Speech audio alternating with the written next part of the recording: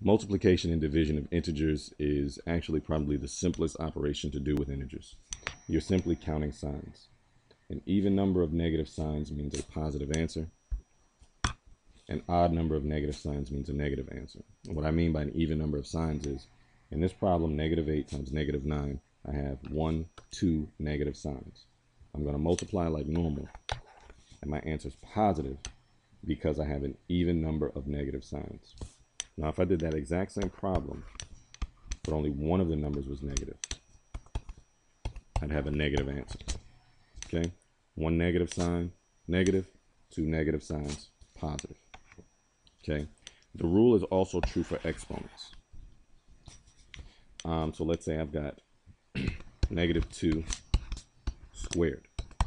-2 squared is -2 times -2. I have an even number of negative signs, but I could have told that, or rather I could have noticed that because I'm looking at the exponent. 2, 2, so my answer is automatically going to be a +4. That same problem, or variation of that problem rather, -2 to the third. Well, I see that I have this 3 here, and I have a negative sign. I automatically know my answer is going to be negative, but let's take a look to prove it. -2 times -2 times -2. 2 and 2 is 4, +4. We saw that from here. +4 times -2 is going to be a -8. Okay? Odd number of negative signs, negative answer. Even number of negative signs, positive answer. The same thing is true for division.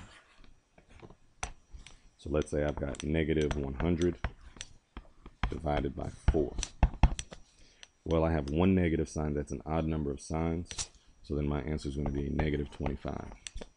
If I take that same problem, -100 divided by a -4, I have two negative signs. That's an even number of signs.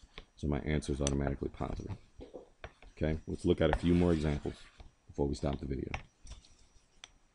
So I have -8 over 2. One negative sign, so my answer is negative. It's a -4. -19 times 2. One negative sign, so my answer is negative. It's -38. -5 times -5 times -2 times -1. 1, 2, 3, 4 negative signs, so my answer is automatically positive. 5 and 5 is 25. 25 and 2 is 50. 50 and 1 is also 50. Okay, so you should practice independently these different rules with integers to make sure that they're automatic, so you don't have to really think about them when you're looking at the problems.